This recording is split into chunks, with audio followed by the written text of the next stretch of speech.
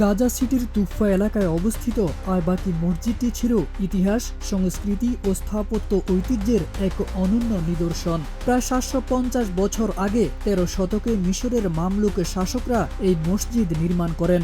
মসজিদটি শুধু ধর্মীয় উপাসনালয় ছিল না, এটি ছিল গাজাবাসীর আত্মপরিচয়ের প্রতীক। সুউচ্চ মিনার, স্থাপত্য শৈলী ও ইতিহাসের গৌরবে পরিপূর্ণ এই মসজিদ যুগ যুগ ধরে গাজা উপত্যকার সাংস্কৃতিক ও ধর্মীয় জীবনের অংশ হয়ে দাঁড়িয়েছিল।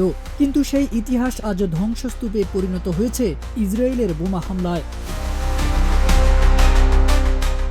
২০২৩ সালে হামাস ও ইসরায়েলের মধ্যে যুদ্ধ শুরুর পর থেকে গাজার বহু ধর্মীয় ও ঐতিহাসিক স্থাপনা টার্গেট করেছে ইসরায়েল।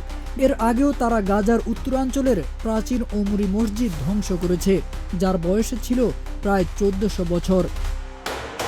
তুর্কি বার্তা সংস্থা আনাদোলুর তথ্য অনুযায়ী ২০২৪ সালের জানুয়ারি পর্যন্ত ইসরায়েলি হামলায় ১০০০টিরও বেশি মসজিদ ধ্বংস হয়েছে, প্রাণ হারিয়েছেন বহু ইমাম।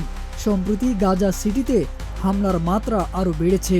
প্রায় ১০ লাখ মানুষকে এলাকা ছাড়ার নির্দেশ দিয়েছে নেতানিয়াহুর বাহিনী।